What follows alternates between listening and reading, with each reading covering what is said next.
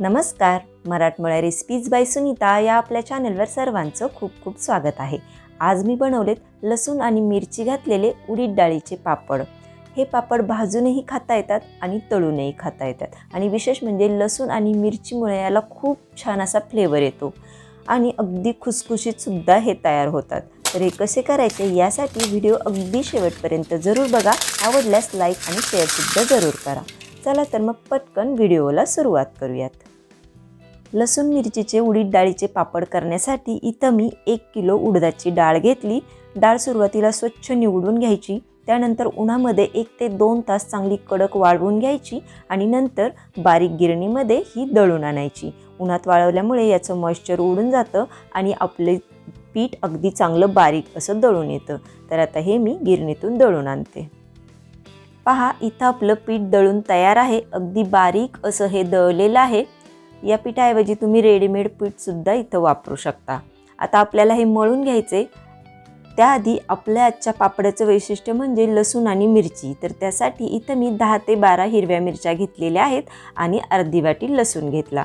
आपल्याला आता हे बारीक करून घ्यायचे। तर सर्वात अगोदर लसूण मिक्सरच्या भांड्यामध्ये घालून घ्यायचा आणि तो अगदी बारीक असा वाटून घ्यायचा आणि त्यानंतर यामध्ये मिरची घालायची आणि ती सुद्धा पाणी न घालता ओबडधोबड आपल्याला वाटून घ्यायची। तर पहा, मी सुरुवातीला लसूण बारीक करून घेतला, आता यामध्ये मिरची घालते आणि ती सुद्धा जाडसर अशी वाटून घेते। पहा, आपलं वाटण इथं तयार आहे। तुम्ही पाहू शकता लसूण अगदी बारीक झालंय आणि मिरची थोडीशी ओबडधोबड अशी राहिलेली आहे। आता आपण पीठ मळण्यासाठी घेऊयात। सुरुवातीला पीठ आपल्याला चाळून घ्यायचे। तर पहा, याप्रमाणे सगळं पीठ या परातीमध्ये मी चाळून घेतलेलं आहे। आता 1 किलो पिठासाठी इथं मी 100 ग्रॅम रामबंधूचा पापड मसाला घेतलेला आहे। रेडीमेड पापड मसाल्यामध्ये पापड खार, मिरं, हिंग आणि मीठ याचं अगदी योग्य प्रमाण असतं। यामुळे आपले पापड अगदी खुसखुशीत आणि चवीला अगदी छान होतात। तर हा सगळा मसाला या पिठामध्ये मी टाकून घेतला आणि अगदी व्यवस्थित मिक्स करून घेऊया। सगळ्या पिठामध्ये मसाला व्यवस्थित मिक्स करून घ्यायचा आणि त्यानंतर पिठीसाठी आपल्याला यातलं थोडंसं पीठ बाजूला काढून घ्यायचे।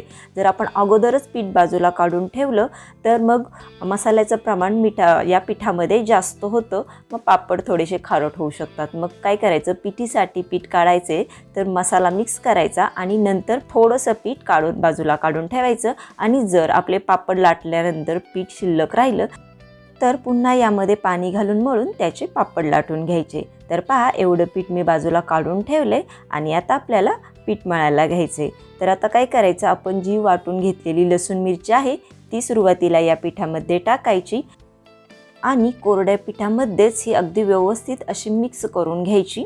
पाणी घालायच्या अगोदरच लसूण मिरची पिठामध्ये चांगली चुरून घेतली म्हणजे लाटताना ओलसरपणा येत नाही, अगदी आपला पापड आपल्याला व्यवस्थित लाटता येतो।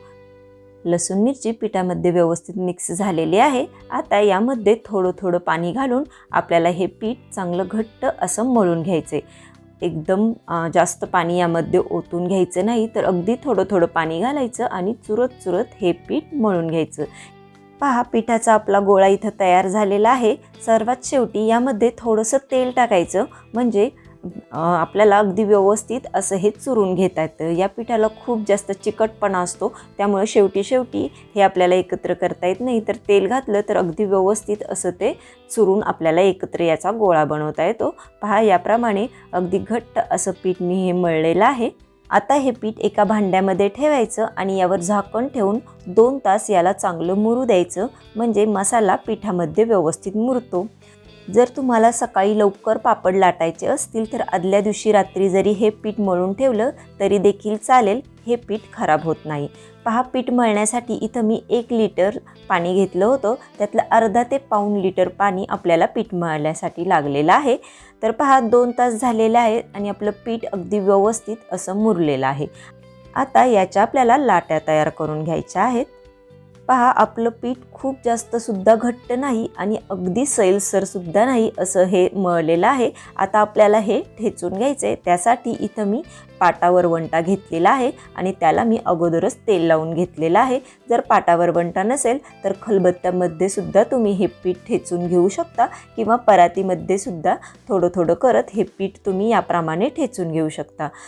या प्रकारे पीठ ठेचून घेतल्यामुळे ते चांगलं मऊसर होतं आणि आपले पापड चांगले खुसखुशीत होतात, त्याला चांगले फोड येतात आणि आपल्याला याच्या लाट्यासुद्धा चांगल्या बनवता येतात। तर पहा, याप्रमाणे सगळं पीठ मी थोडं थोडं करून ठेचून घेते आणि याच्या लाट्या तयार करून घेते।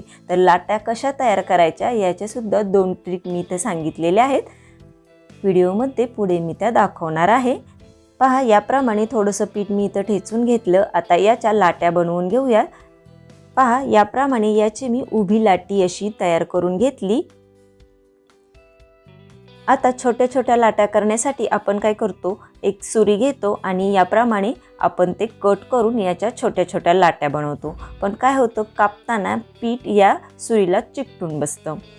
तर लाट्या बनवण्यासाठी दुसरी सोपी ट्रिक म्हणजे थोडासा दोरा घ्यायचा आणि या दोऱ्याचं एक टोक तोंडामध्ये म्हणजे दातामध्ये घट्ट पकडून ठेवायचं आणि याप्रमाणे याच्या लाट्या आपल्याला कट करून घ्यायच्या। पहा, किती सोपं आहे, दोऱ्याला हे पीठ चिकटत सुद्धा नाही आणि पटापट आपल्या याच्या लाट्या तयार होतात। तुम्ही पाहू शकताय, खूप इझी आहे।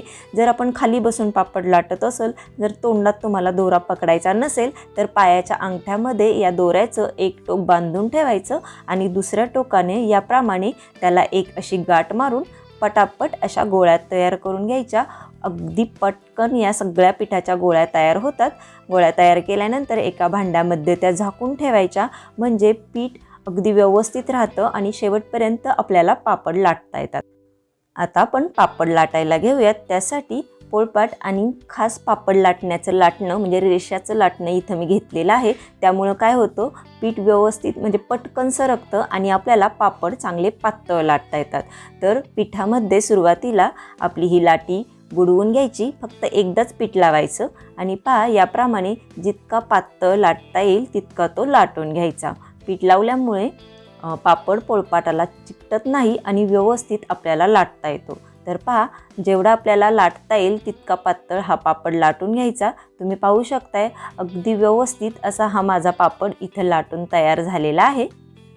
याप्रमाणे सगळे पापड लाटून घेऊया आणि हे पापड आपल्याला लगेच उन्हामध्ये वाळत टाकायचे नाही, तर घरामध्ये एक कपडा अंथरून घ्यायचा आणि त्यावर एकसारखे असे हे पापड वाळण्यासाठी टाकून घ्यायचे।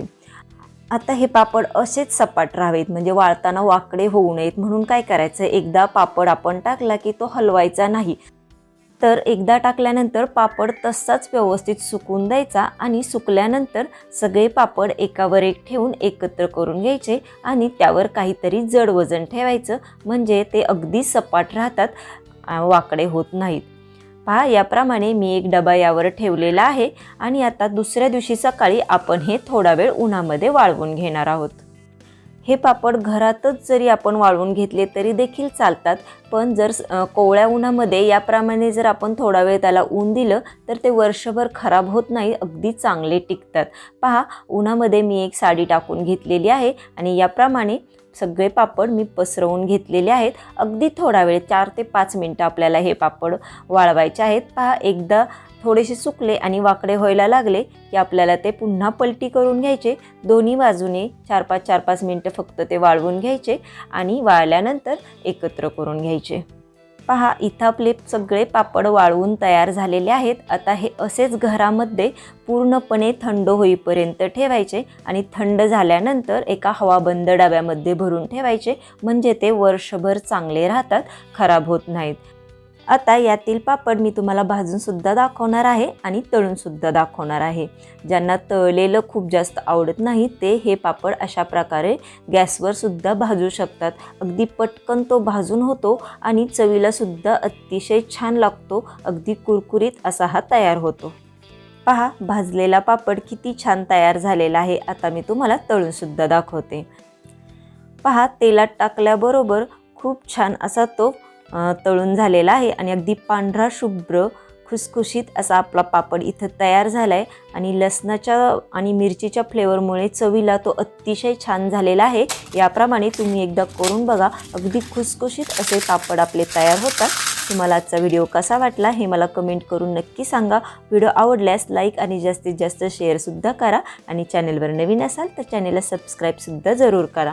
व्हिडिओ पूर्ण पाहिलात त्याबद्दल खूप खूप धन्यवाद. पुन्हा भेटूया अशाच एका नवीन रेसिपीसोबत. तोपर्यंत बाय बाय.